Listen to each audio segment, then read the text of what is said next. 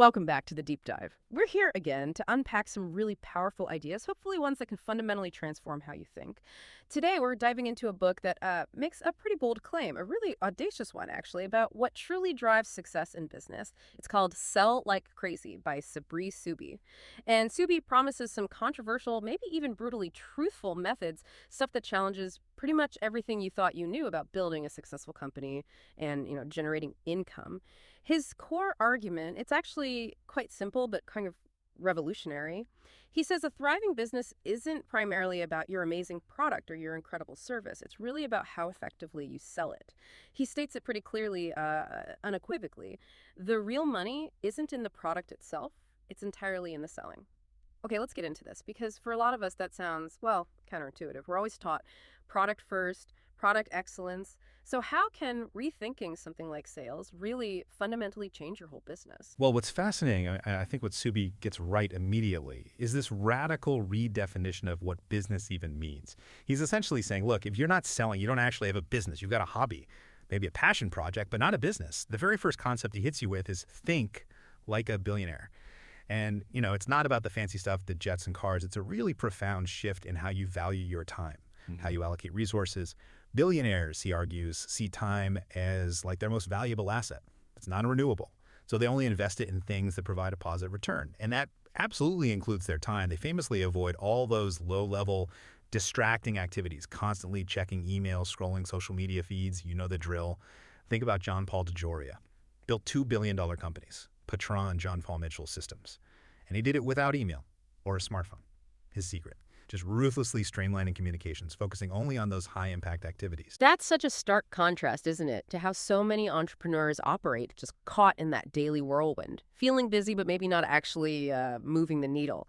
So it's about shifting from just being busy to being truly productive, investing your time wisely, which brings us right to what Subi calls high-leveraged activities, or HLAs. What exactly are these core revenue-producing tasks, the ones that should dominate, like 80% of a business owner's time, effort, and money, because that's a huge commitment. Yeah, it is. And if we connect this to the bigger picture, Subi's basically saying your number one job, your primary directive as a founder, is to sell, period. Yeah. He defines these HLAs as things like writing really compelling sales copy, constantly coming up with new offers and promotions, building and tweaking sales funnels, shooting videos that connect, doing webinars. He argues pretty strongly that sales trumps all. It's like the fundamental rule. If your business is just flooded with profitable sales, there's almost no problem you can't solve with money. Selling, in this world, it's not a choice for an entrepreneur. It's an obligation, an absolute must. That's where your time has to go, because that's where the real, exponential growth comes from. An obligation, not an option. Wow. That directly challenges what so many businesses obsess over, which is usually traffic, right? Getting more visitors. But Subi says thinking you have a traffic problem is just dead wrong, a massive mistake. So if it's not about getting more eyeballs, what does he say is the real issue, the thing that's actually holding businesses back? Yeah, and this is such a crucial point. If traffic isn't the bottleneck, then what is? Subi argues traffic is basically a commodity now. It's everywhere. You can buy it easily from what he calls traffic supermarkets, Google, Facebook, Instagram, TikTok, LinkedIn, wherever. The real problem, he contends, is a conversion problem. It's all about turning that readily available traffic into actual sales, and crucially, doing it profitably. He gives some pretty staggering examples, like an AdWords campaign with a 3,084% ROI, turning every $1 spent into almost $32 back. Yeah. And his core belief here is just undeniable. If you cannot consistently pay money to acquire a new customer and still make a profit, Then you don't really have a business. exactly, you fundamentally don't have a business. You have an expensive hobby that's costing you money. That's a serious reality check. If you can't profitably acquire customers, wow. It forces you to completely rethink your marketing spend. And speaking of marketing, Subi takes a totally different view on advertising itself. Most see it as an expense, right? A cost center. But he frames it as an investment, like a money printing machine. Why does he challenge that whole traditional idea of a fixed marketing budget? What does that unlock for scaling? Precisely. And this is where his thinking really clicks into place for a lot of people. He basically says, look, if you're consistently putting $1 into ads and reliably getting $3 back, why on earth would you limit how much you spend? He uses that great analogy. It's like finding a vending machine spinning out $5 or $10 bills for just $1. Right, you wouldn't just buy one. You'd empty the machine, you'd buy as many as you possibly could. This kind of thinking allows for incredibly aggressive fast scaling. He also really stresses the danger, the critical danger, of relying on just one traffic source. He points to Google's big change in 2016, removing sidebar ads. That just wiped out countless businesses overnight because they hadn't diversified, they weren't prepared. So the goal, he emphasizes, is always to build multiple, consistently profitable traffic channels.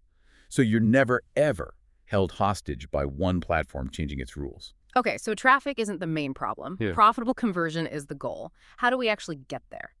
Suby introduces this idea of the larger market formula, breaking down potential buyers into segments way beyond just the tiny group who are buying now. Why is it so important to think beyond that immediate ready-to-buy group? What's the secret he talks about for, like, skyrocketing sales by talking to this broader market? This is where the real untapped potential is.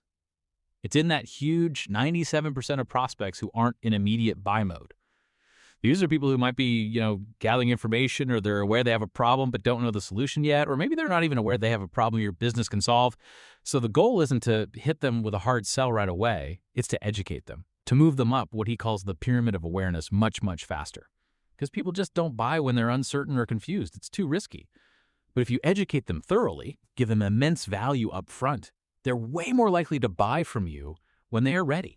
It completely shifts the dynamic. Suddenly, clients are pursuing your business instead of you chasing them down. It's a huge power shift. That's a really interesting reframe, turning the chase around completely. Okay, so once we understand these broader market segments, how do we zero in on exactly who we should be selling to with real precision? He talks about the halo strategy and identifying your dream buyer. What does that actually involve? It sounds like more than just basic demographics, age, location. What kind of depth are we talking about? Oh, it means going exceptionally deep, much deeper than most businesses ever do.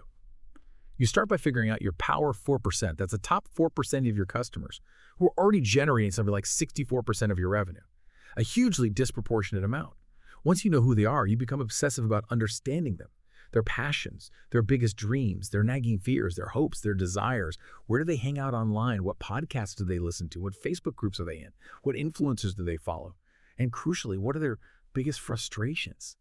People are often way more motivated by avoiding pain than just gaining pleasure. What does a typical day in their life actually look like step by step? Getting this kind of absolute clarity about your dream buyer, it leads to massive breakthroughs, game-changing insights for your marketing, your copy, everything. And this deep understanding then feeds directly into creating what he calls the perfect bait for your dream buyer. That's the high-value content offer, or HVCO. The perfect bait, the HVCO. And what does this bait actually look like in practice? Because he's clear it's not a sales pitch, right? He mentions that amazing story about Louis Engel at Merrill Lynch back in 1948, an ad that pulled in 3 million leads. What can we possibly learn from that? Like, almost forgotten case study today. Yeah, that Merrill Lynch ad, it was phenomenal. It was 6,540 words long, basically a small book delivered as an ad. And here's the absolute key. It offered incredibly valuable, purely educational information about the stock and bond business. It was not a sales pitch trying to get people to open Merrill Lynch accounts. Not at all. It started with this really intriguing headline, what everybody ought to know about, and then it just went on to educate the reader thoroughly before ever asking for any kind of sale. The call to action was super soft. Just let us know if you want more information. That was it. It worked because it demonstrated how knowledgeable and helpful Merrill Lynch was long before it asked for anything back. This whole approach, it's about creating intrigue, getting prospects to just raise their hand, show interest in the information, not pushing them to buy the product directly. Like Suby says, the ad's only job is to sell the click or sell the inquiry, not the final product itself. Got it. Draw them in with pure value. Don't push the product yet. Okay, so once you've got that perfect bait, the HVCO, you need an offer that actually closes the deal, right? This is where Suby introduces the irresistible offer, or what he calls the Godfather strategy. What makes an offer so damn compelling that, as he puts it, only a lunatic would refuse to buy? Right, the Godfather offer, it has to be detailed, incredibly specific, and this is the crucial part. It has to reverse all the perceived risk from the prospect back onto you, the business owner. He actually encourages you to sit down and imagine, okay, if I had a magic wand, what's the most outrageous promise I could possibly make? Then you dial it back just enough so it's something you can actually realistically deliver. Think about great examples like Casper offering a 120-night mattress trial. I mean, who wouldn't try a mattress for that long if they knew they could just send it back, no questions asked? Yeah, that removes all the risks. Exactly. Or Enso Homes promising $5,000 cash if they miss their 30-week build deadline. That's a serious commitment. Even Suby's own company, King Kong, famously guarantees Google rankings in 90 days, or we work for free. He even says something like, if the offer and the guarantee don't keep the founder up at night, then they're probably not strong enough. But before you even get to crafting that offer, you have to do what he calls the detail sheet exercise. That means meticulously listing every single feature of your product or service, and then for each feature, translating it into a clear, tangible benefit for the customer. What does it actually do for them? This exercise really forces you to understand the value from the buyer's perspective, and then layered on top of that is the power guarantee. A power guarantee. It sounds kind of risky for some businesses, doesn't it? Like you're just inviting people to ask for refunds. But he argues it's absolutely crucial. How does it work? And what examples really show why it's so powerful? Yeah, it can seem counterintuitive, but a strong guarantee is really about, like we said, completely reversing the risk, taking it off the prospect's shoulders and putting it onto yours. And when you do that effectively, it dramatically reduces sales friction. People feel safer saying yes. He argues that longer guarantees generally work better, think 12 months, 10 years, maybe even a lifetime guarantee, depending on the product. And they need to be super specific about the results or the conditions, not vague promises. Suby claims a truly powerful guarantee can actually triple sales conversions. And here's the kicker. It typically gets called upon less than 5% of the time. Less than 5%. Yeah. Think about Domino's Pizza's iconic 30 minutes, or its free E, or Costco's legendary 100% satisfaction guaranteed membership refund. No questions asked. It just makes prospects feel entirely safe and secure. It builds immense trust before they even hand over any money. That's fascinating, turning what feels like a business risk into a major sales accelerator. Okay, so you've generated leads with the HBCOs, you've mitigated them with the Godfather offer and the Tower guarantee. What's the final step? The actual sales mechanism. Suby says his biggest sales breakthrough came when he learned to sell like a doctor. That suggests a very different kind of sales conversation than most people are used to, right? How should a business owner approach that conversation? It's truly transformative. Instead of doing what he calls vomiting features and benefits all over a prospect, which is kind of like a doctor just randomly poking a patient, hoping to find where it hurts. You start with a precise diagnosis. The very first question should always be something like, where is the pain? What's the biggest challenge you're facing right now? It means asking really deep, probing questions to genuinely understand their specific problems, their current struggles, what they really want to achieve, their desired outcomes. He even suggests this brilliant, kind of counterintuitive question to ask the prospect later in the conversation. Why do you feel you would be a good candidate for this program? Oh, that flips the script. Makes them justify it to you. Exactly. It makes them articulate their own needs and essentially sell themselves on why your solution is right for them. So it's much more about listening, diagnosing, than just pitching. Precisely. His mantra is, prescription without a diagnosis is malpractice. And the exact same principle holds true in sales. You only present your offering, your prescription, after you've accurately diagnosed their needs and you can tailor it directly to their specific problems. Then, when it's finally time to close, you state your price with absolute pride, conviction, no hesitation, no apologies. And he gives that famous, incredibly effective advice. After you state the price, do not say another word. Oof, the silence. Let the prospect respond. The silence does the work. It compels them to process it and make a decision. That silence can feel excruciating, I bet, but yeah, it's powerful. Okay, so sales are flowing. How do you automate and multiply that success? He calls email marketing his secret weapon, says it's generated hundreds of millions of dollars. What makes email so incredibly effective in his system, and what are his top tips for really mastering it? Email is just incredibly efficient, isn't it? It can sell to 10 people just as easily as it can sell to 100,000. Yeah. The scalability is massive. He famously points to one single email he wrote himself in just 30 minutes that generated something like $467,163. Yeah. Just one email. Oh. The key factors for email success, according to Suby, include deliverability. That's basically your reputation with email providers like Gmail or Outlook. It determines if your emails even land in the inbox or go to spam. Also crucial is building real goodwill with your list. He suggests a ratio, like sending 23 valuable content and only 13 offers. Give more than you ask. And maybe most importantly, sounding like a trusted friend, not like a corporation. He argues the cure for what he calls email blindness. You know, how we all ignore most marketing emails is to write emails that actually entertain, excite, and engage people.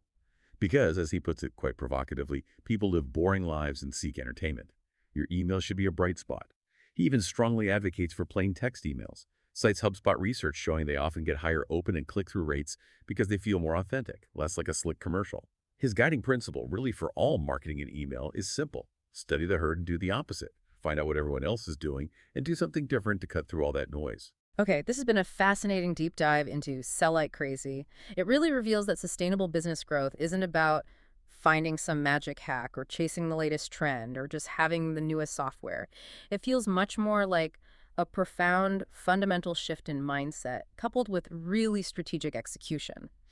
So for any entrepreneur listening right now, the actionable lessons seem incredibly clear and impactful. Let's recap maybe. Yeah, definitely. First, it's about transitioning from just being a business owner to becoming a deliberate business builder, which really means becoming a marketer at heart. Right, and ruthlessly focusing your time and effort on those high-leveraged activities, the tasks that actually produce revenue and move the needle. Absolutely. Viewing advertising not as this draining expense, but as a strategic investment, that money printing machine idea constantly fueling your growth. And obsessively understanding your dream buyer, using that halo strategy, knowing their deepest pains, fears, hopes, desires, inside and out. Then crafting those truly irresistible Godfather offers and pairing them with powerful guarantees that completely reverse the risk for the prospect, saying yes, just a total no-brainer. And developing that high-value bait, the HVCO, that genuinely educates prospects, gets them to raise their hand because they're interested, instead of you pushing for a direct sale too early. Mastering the art of selling the click in your ads.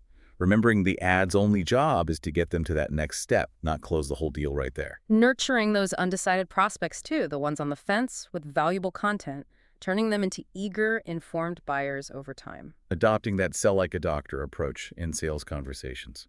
Always diagnose before you prescribe. Listen more than you talk. And finally, mastering email marketing. Making your communications so entertaining and valuable that people actually look forward to getting them. Cutting through all the digital clutter. At the end of the day, it all really comes down to embracing discipline, structure, having clear rules, rituals, and solid planning. Those are the true frameworks for lasting success. Suby, the ultimate message seems to be that a wildly successful business is arguably the best vehicle for achieving your personal and financial dreams. It's about systematically learning how to turn advertising into profit. And once you have that fundamental skill locked down, he argues, you really can have it all. Well, if this deep dive has sparked some new ideas for you, or maybe just affirmed your own entrepreneurial spirit and given you some concrete steps to rethink your sales strategy, please subscribe to the deep dive. We'll be back with more insights and actionable strategies from the books and concepts that can really make a difference. We look forward to continuing this journey of discovery with you. Now, that's a wrap for this episode of the Business Book Club. If you enjoyed the ride, make sure to subscribe so you'll never miss our next deep dive. Got a favorite business book you'd love us to explore? Let us know. We're always up for a good read. And hey, don't keep all these insights to yourself. Share this episode with a fellow book lover or your work buddy who's always looking to level up. Until next time, keep learning, keep growing, and we'll see you in the next episode.